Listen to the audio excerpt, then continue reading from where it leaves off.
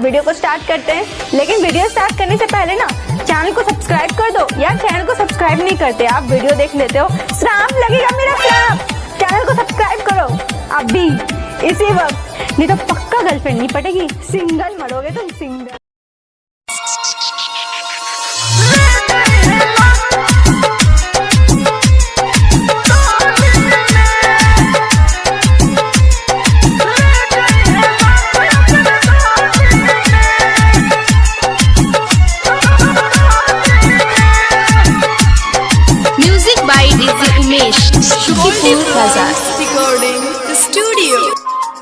हमके मुआ के रे पुजवा ले जाइए लाश अपना डोली में, ले जाइए लाश अपना डोली में।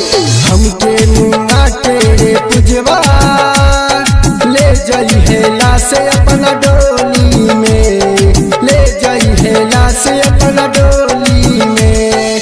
आशिकी के अपना उजारी के सपना डाल दिए पियवा के झोली में। हमके मुआ के रे पुजवा ले जाइए लाश अपना डोली में, ले जाइए लाश अपना डोली में।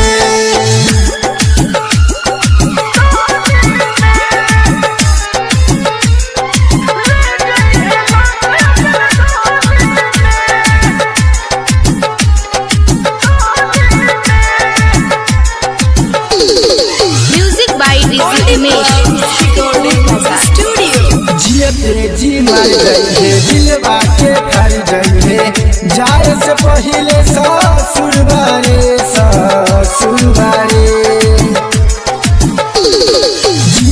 जी मर जाइए दिलवा के घर जाइए, जाए से पहले ससुर बारे ससुर बारे।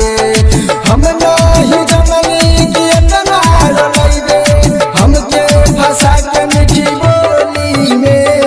हमके मुआ के रे पुजवा ले जाइए लाश अपना डोली में, ले जाइए लाश अपना डोली में।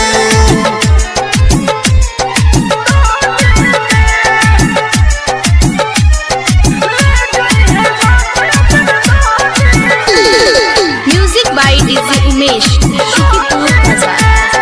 सिनुराजे पर जाई आशिक तो मर जाई, खूनन से मेहदीरा चाहिए रे चाहिए रे। सिनुराजे पर जाई आशिक तो मर जाई, खूनन से मेहदीरा चाहिए रे चाहिए रे। शैलेश संग्राम बबुआ उमेश से छूट जाई साथ यही होली में। हमके मुआ के रे पुजवा ले जाइए लाश अपना डोली में, ले जाइए लाश अपना डोली में। हमके मुआ के रे पुजवा ले जाइए लाश अपना डोली में, ले जाइए लाश अपना डोली में। आशिकी के अपना उजारी के सपना डाल दिए पियवा के झोली में। हमके मुआ के रे पुजवा